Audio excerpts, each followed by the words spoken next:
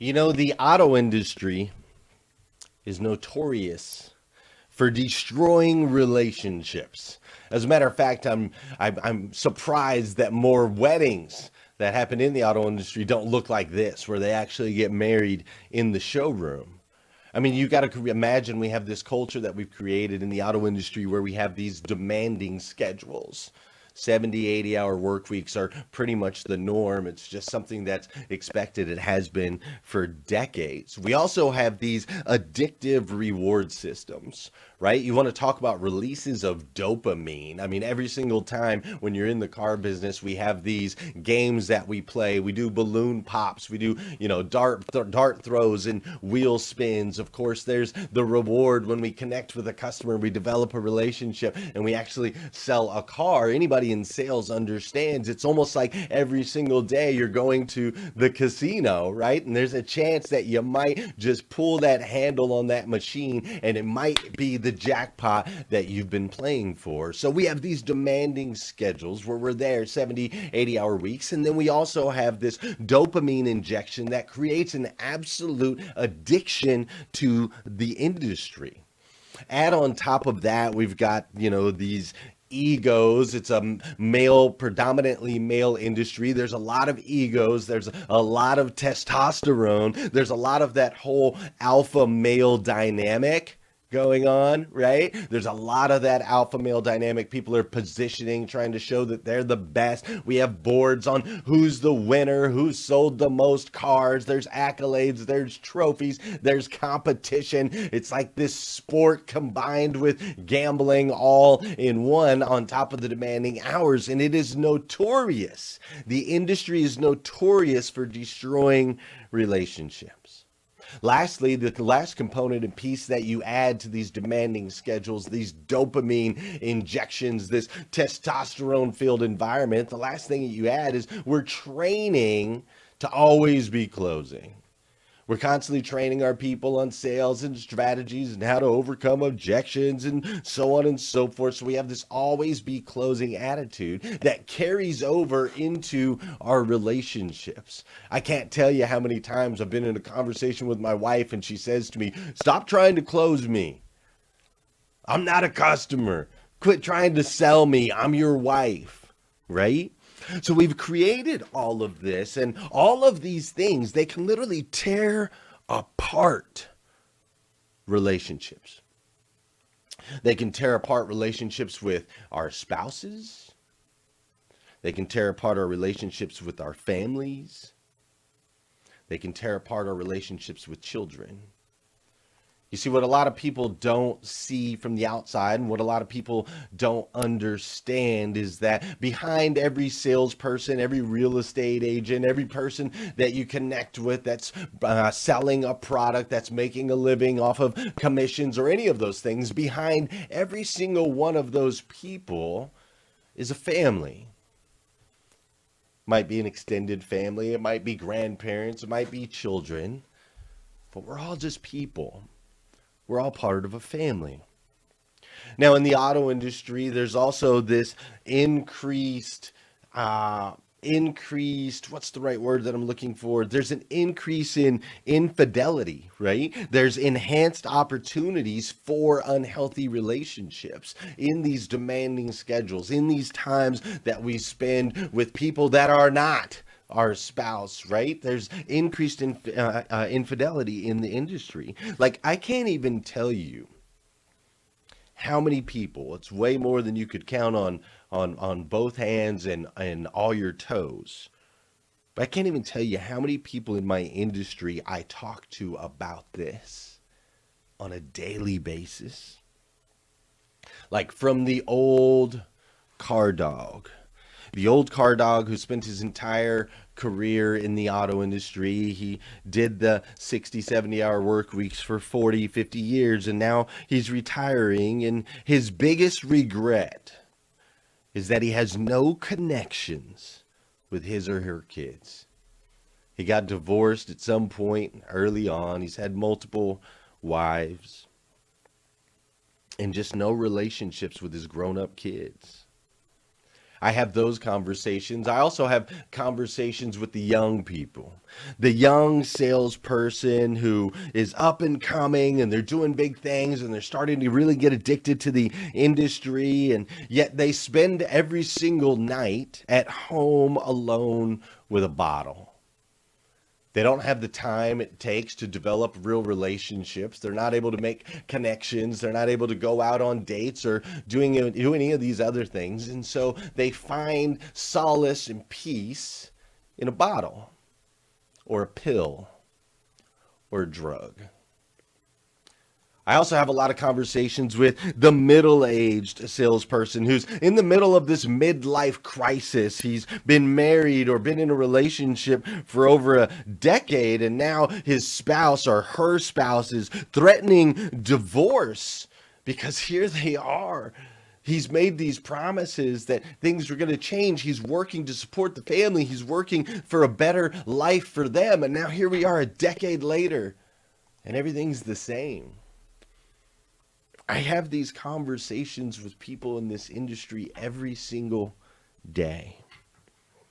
It truly is an epidemic in our industry. And not just the automotive industry, it's actually an epidemic across our country. And it is something that requires a serious conversation. And that's what I want to do today. You see, right now, there are many of you that are worried and having conversations about the human coronavirus. And there are even more of you that are worried and having conversations about J-Lo and Shakira at the Super Bowl halftime show.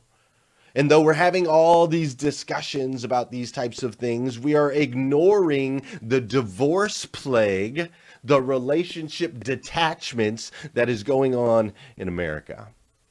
You see, studies have shown that divorce actually causes grief. It's very similar to the loss of a loved one. Like, divorce can lead to full-blown trauma.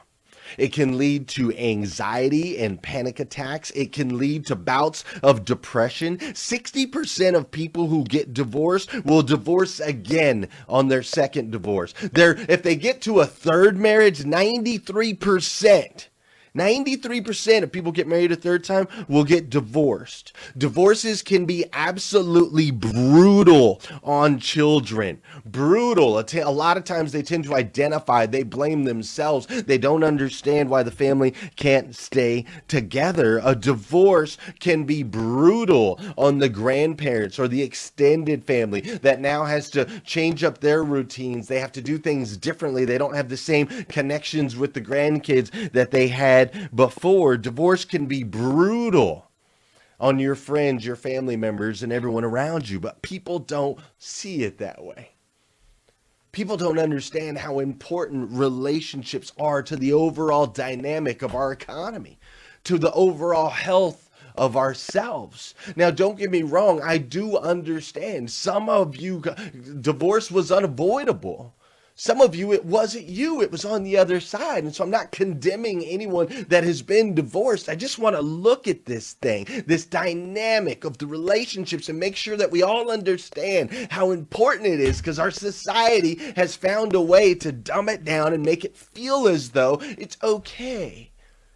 Like it's just normal. It's just another thing. Well, it's not. It's serious. It's important. You see, what happened, and this is Jeff Baker's beautiful daughter. Congratulations, Jeff Baker's daughter just recently got married in Mexico. So what happened to the joy that you felt at the beginning of that relationship? What happened when you first got together and you couldn't even stand the thought of being apart, and you just completely 100% completed each other? What happened to the celebrations that you used to have when you were together with this person that you love, and it was just like your relationship was filled with hopes and dreams and visions of this epic future? What happened to that? Where did that go in your relationship? Well, that's what I want to dive into a little bit today. I'm going to give you 5 components that you may have lost in your relationships because it's not too late. We can bring these things back. And I want to teach you something incredibly important about all of your relationships, marriage, not marriage, whatever. I want to teach you something incredibly important that you can apply. Here's the equation. If you have a pen and a paper, I want you to write this down or get prepared to take a screenshot of the screen as I post this, because this is crucial, incredible information that I learned from a book called The Like Switch that was given to me by my friend Kelsey. She gave me this book called The Like Switch, and I want you to read this, okay? Frequency plus proximity equals affinity.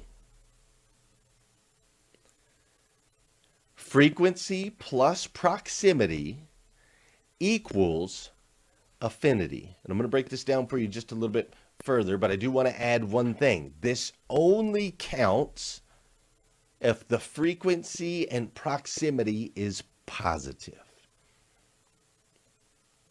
Here's how it works. As human beings, the more frequent we interact with someone else, the more attractive that person becomes.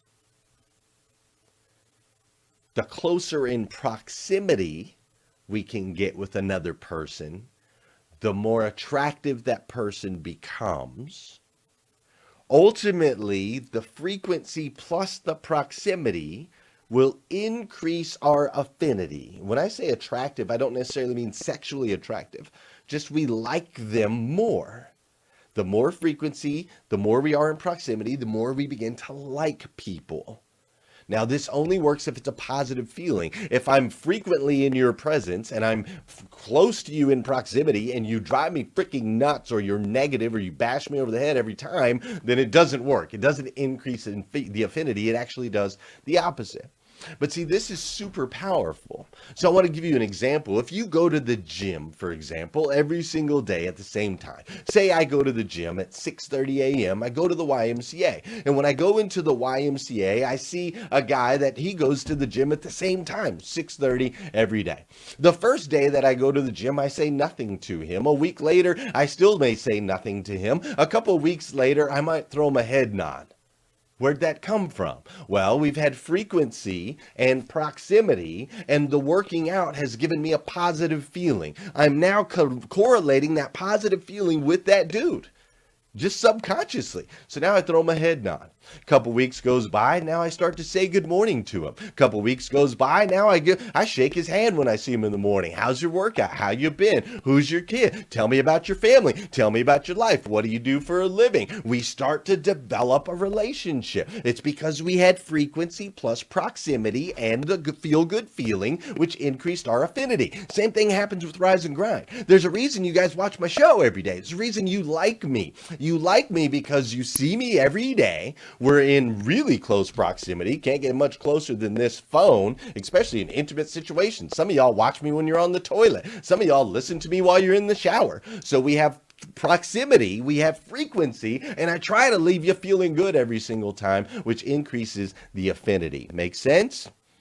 Frequency plus proximity equals affinity. Powerful. You need to know this. You need to understand this. This will increase your relationships in every area of your life. Now, think about that. We have taken away all three. In the examples I used of the automotive industry, we have taken away the frequency, the proximity. We've taken that away and that positive feeling. How have we done that? Well, we've created these morning routines where we don't even necessarily really see each other, right? We don't see each other in the morning. You run one way, your partner or your spouse runs the other way. You've got the kids, so you kind of have to juggle, right? Like, okay, you go work out and I'll stay here, and then I'll go work out and you stay here, or you go do your thing, or you sleep in while I do my thing. We separate ourselves, right? We decrease the frequency that we see each other. That's the first thing that we've done. What we've also done is we allow our kids to come in between us. We drop our kids right here in between us, which decreases our proximity. You see, we used to, when we were newlyweds, sleep on top of each other, tangled up, one leg over the other, your hips on my hip. Now, all of a sudden, we've got kids, we create space, we reduce the proximity. So we've reduced frequency, we've reduced proximity, and then what we tend to do is when we get home at the end of the day, we complain about our day. You tell me about all the awful things in your day. I tell you about all the awful things in my day. So now what have we done? We've reduced frequency, we've reduced proximity, and the only time we're around each other, we're complaining about everything that's going wrong. So now it's a negative feeling. Therefore, we have decreased affinity. Make sense? This is what we're doing in our country. This is what is happening to our relationships. As we decrease frequency, decrease proximity, and we add more negative feelings, we lose this. We lose this. We lose this joy and this passion and this fuel that we had at the beginning of the relationship. We start to lose our hopes and our dreams and all of the visions that we had for the future. We start to lose all of those things. The great news is, though, it's not too late. It's not too late. See, you've been doing the same thing every day, and the result is heading you in a certain direction that you don't like. So now you can change it. And I'm going to give you 5 quick things. And I got to make them quick because I don't want to go over my time. I'm going to give you 5 quick things that you can do in your relationships to change, to not have this Groundhog Day effect where you're doing the same thing day in and day out. So you can change it so you can get back to this. I want this for you. I want this for you. All right? First things first is you need to create routines that are positive and involve both of you. See, everybody thinks it's got to be these big, grandiose, we got to go out on a date, we got to travel, and we got to go on a cruise, and so on and so forth. That's actually not going to do you any good.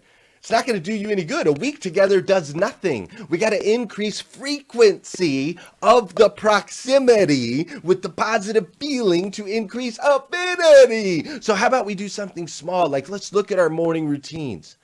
Is there some time that we can spend together in the morning? Can we maybe work out together somehow? Can we get a babysitter? Can we work it out? Are the kids old enough now? What do we have to do to get ourselves in these environments frequently every single day? Good morning, good morning, good morning, good morning, good morning, good morning, good morning. Every single day, frequency, frequency, frequency, frequency, proximity, proximity, proximity, feeling good, feeling good, feeling good, so that we can increase the affinity in our relationship. What do you have to do? See, it's not hard. Doesn't take money. It takes 15 minutes. Spend 15 minutes in the morning with your spouse in a positive, doing something positive. Maybe it's a quick jog. Maybe it's a quick walk in the neighborhood. Spend 15 minutes every single day. Watch what happens. I promise you, it'll change everything. I promise. Second thing that I want you to do is I want you to laugh together. I want you to laugh. Laugh with your spouse, whether it be watch some silly show that you wouldn't normally watch, like King of Queens or Friends or Seinfeld, whatever it is, laugh together. Watch some funny memes. Maybe you need to watch, what is that prank show, that prank TV show. Me and my wife, it's a guilty pleasure of mine. We watch that little prank TV show and we laugh together all the time. But I need you to find ways to laugh with your spouse, because when we increase the frequency that we laugh together, that positive feeling, it increases our affinity. And I know we're all so busy. We're grinding. We're building our business. We got to grind. I got to work 18 hours a day. Gary Vee said, work 18, sleep 8, work out another 9. I just need a 40-hour day and I can crush it, right? Yeah, stop. Stop. Stop. Sit on the couch. Laugh. Find a way. It'll change your relationship forever. I promise. The third thing that I want you to do, I'm running through these fast, but the third thing that I want you to do is I want you to start with positives about your day, not complaints when you get home. All right? When you get home at the end of the day, will you do me a favor? Just grab a seat. Grab a seat real quick and just take a look, man. You got the baby running around in the diaper, wearing shoes, not wearing any clothes, so on and so forth. Everybody's had a rough day. I've been working all day. She's been working all day, so on and so forth. Just stop. Just take a minute when you first get home and just share something positive. Honey, tell me something positive about your day today. What was the best part of your day today? Let's start the conversation like that. Let's share our positives, not our negatives. Going back to the equation, frequency plus proximity equals affinity, only if it's positive. It only works if it's positive. Try it. 5 minutes when you first get home. Don't walk in the door and say, oh man, what a day. We had this customer and he drove me nuts and I had to work 12 hours and I can't believe the freaking owner won't get on board with what I'm trying to do. And don't they know that I'm just trying to make a difference and an impact in people's lives? And here I am and blah, blah, blah. Don't come home and puke on your spouse. Stop it. Stop it. It's not attractive. That's not going to make them like you more. That's not going to bring this back. Come home and talk about the positives. You got to. You got to talk about the positive things. First, frequency plus proximity equals affinity. Number four is I need you to make your spouse a priority. Okay? Now, here's what I mean. You guys are like, well, yeah, my spouse is a priority. No, they're not. Or some of you ladies are like, of course my husband's a priority. No, he's not. What happens when you're on the phone with your spouse and somebody from work calls? Don't worry, I'll wait. Oh, honey, I gotta go. It's work. Boom. Who's the priority? Who's the priority? What happens when you're in the house and you're sitting around on your cell phone, right? You're sitting around on your cell phone, you're working. Yeah, you're at the dinner table, but you're not really present. Where'd that picture go that I had like that? You're working and whatnot, but you're there, but you're not really present. You're on your phone. Who's really the priority? Who is the priority? Obviously, you've made work the priority. Obviously, those outside things are a priority. I have to work on this. Sometimes I'm sitting there having a conversation with my wife and Danelle Delgado will call, or it's somebody with a connection with Grant Cardone or something like that, right? It's a big deal, and I'm like, oh, honey, I gotta take this. I gotta take this right now. Hold on, this is more important to you. Is basically what I'm saying. This is more important to me than you. We gotta change that. We gotta change that. There should be nothing more important in your life than your spouse. Absolutely nothing should be a priority over your spouse. You understand? Your spouse came first. Your spouse is why you are where you are today. Your spouse or that relationship is how you generated those little kiddos. I know people are like, well, I love my kids. I'll always be there for my kids. No, always be there for your spouse that help you make those kids. You feel me? Make your spouse a real deal priority, not a fake rosy unicorns and butterfly priority, but a real deal priority. And the last thing, number 5, I want you to understand that it matters. Your relationships mean something. They should always be an adventure. You see, you, my friend, are a child of God, the God of the universe, the God that made everything, made you to be the best version of yourself that you can possibly be. And the decisions that you make every single day, they matter. They have an impact on friends, family members, co-workers. They make an impact on everyone you come in contact with. Your spouse is a child of God as well. Your spouse is also a child of God, uniquely made by the God of the universe. The God who made everything made your spouse to be the best versions of themselves that they can be. And the decisions that they make, they matter. They make an impact on their friends, their family members, their coworkers. It makes an impact on you. So remember that your relationship matters. It is blessed by the hand of God. 2 children of God together in a union. And what's amazing is that when you bring 2 people together, it's the only time in all of mathematics that this happens. Typically 1 + 1 = 2. But in many cases, in my case, 1 + 1 = 9. We got 7 kids. 1 + 1 = thousands. The impact that we've been able to make with #Rise and Grind with this group and this organization. 1 + 1 when it comes to humans is far more than 2, because you're both children of God, the most powerful being in the universe. Please, my friends, take your relationship seriously. Make the adjustments today. Increase the frequency, the proximity, and the affinity, because it matters.